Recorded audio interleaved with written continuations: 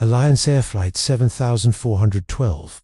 The Patna disaster. Alliance Air Flight 7412 was approaching Patna Airport. Only moments remained before landing, but something was terribly wrong.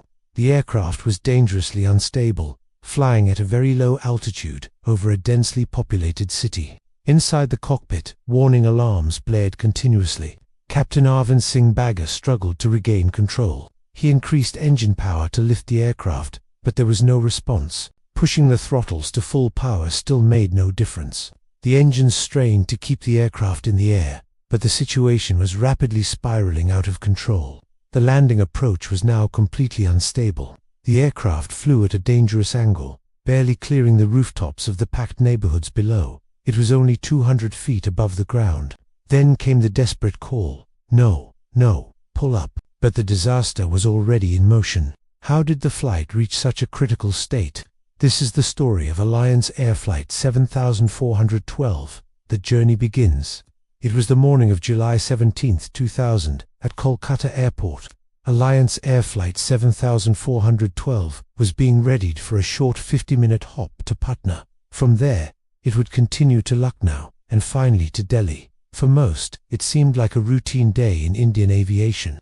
But fate had other plans. Landing at Patna Airport had always been challenging for pilots. The runway is short, only 6,400 feet in length, providing little margin for error, especially for larger aircraft like the Boeing 737. The airport is surrounded by densely populated residential and commercial areas, and tall trees close to the runway often obstruct a pilot's view during approach. These trees were part of a protected nature reserve, and despite posing a clear hazard, they were never cut or trimmed by local authorities. Poor weather, wet runways, or technical malfunctions made Patna an even riskier destination. Even during the day in good conditions, the steep and precise descent path required skill and vigilance. The flight crew and aircraft. In the cockpit was 31-year-old Captain Arvind Singh Bagga, with over 4,000 hours of flight experience, and First Officer Manjit Singh Sohanpil, aged 35, with 4,300 hours. Both were familiar with Patna's tricky approach. On board were 52 passengers and 6 crew members. The aircraft was a 20-year-old Boeing 737-200, originally part of Indian Airlines, now Air India. Before being leased to Alliance Air, it had completed more than 51,000 flight cycles, a testament to its long service life. The aircraft was powered by 2 engines still capable of reliable performance, but regulations required it to be retired later that year. 15 years earlier, the same aircraft had suffered a wing strike during a go-around in poor weather at Tiruchirappalli. Though the passengers and crew survived, the incident left a mark on its history. Just 2 weeks before this flight, the British Foreign Office had issued a warning to its citizens advising against flying with Alliance Air after Rolls-Royce cancelled a maintenance contract, citing safety concerns. On the morning of July 17th, pre-flight checks found no major issues, only a faulty windshield wiper, which was replaced before departure. Understanding the risks, stall and flaps. To understand what would later happen, it's important to know 2 terms: stall and flaps. A stall occurs when an aircraft's wings fail to generate enough lift to stay airborne.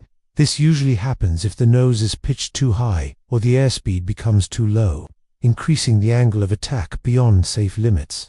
In such a situation, airflow over the wings is disrupted, lift decreases sharply, and the aircraft begins to descend. Flaps, on the other hand, are panels on the wings that can be extended to increase lift at lower speeds, such as during takeoff and landing. Extending flaps also increases drag, slowing the aircraft for a safer approach. However, using them incorrectly can be dangerous. Approach to Patna Flight 7412 took off from Kolkata at 6:51 a.m. and climbed to cruising altitude without issue. At 7:01, it was handed over to Patna Air Traffic Control (ATC). At 7:26, the aircraft was 46 kilometers from the airport. ATC instructed the crew to descend to 4,000 feet and prepare for landing on runway 25, reporting again when they were 24 kilometers away. This was acknowledged, but the descent was not made in time. At 7:28, the aircraft was at the 24-kilometer point, but still at 4,000 feet instead of descending to 2,000 feet as required. This made a normal approach impossible. To compensate, The crew began a zigzag descent, turning left, then right, and extending flaps in stages to lose altitude. By the time they were only 6 kilometers from the airport, the aircraft was still at 3,000 feet, much too high and far too close to stabilize for landing. The critical mistake's landing gear was lowered, flaps extended to 40 degrees, and the engine set to idle. This slowed the plane but also reduced climb potential if an emergency arose. At just 2 kilometers from the airport, the aircraft should have been around 600 feet high. Instead, it was at 1,284 feet, twice the required height. Without discussing options, First Officer Sohanpal requested a 360-degree orbit around the airport to maneuver, against standard operating procedures for Alliance Air. ATC approved, but this further complicated the situation. During the turn, the aircraft's nose gradually pitched up, while its speed began to drop 241 km per hour to 226 km per hour, then down to 220 km per hour. Neither pilot appeared to notice the dangerously low speed combined with the high nose-up attitude, a classic setup for an aerodynamic stall. Suddenly, stall warnings began to sound. The final moments the crew attempted to recover power was applied. The landing gear was retracted, and flaps were reduced from 40 to 15 degrees. This, however, was a fatal error.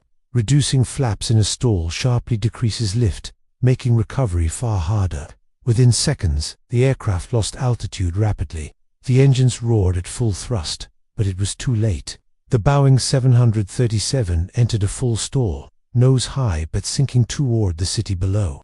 At 7:34 a.m., it struck a tree in a government housing colony, clipped the roof of a single-story house, and crashed into the backyard of a girls' school. The aftermath: only 7 people were found alive in the wreckage, 4 of whom later died from their injuries. Remarkably, 1 young boy walked away unhurt. All survivors had been seated at the rear of the aircraft.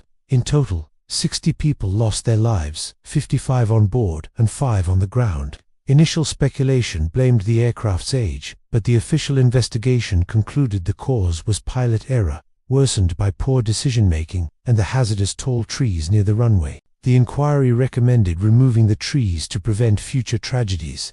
The crash of Alliance Air Flight 7412 remains one of the darkest days in Indian aviation history, a tragic reminder that in aviation, even experienced crews are only ever a few mistakes away from disaster.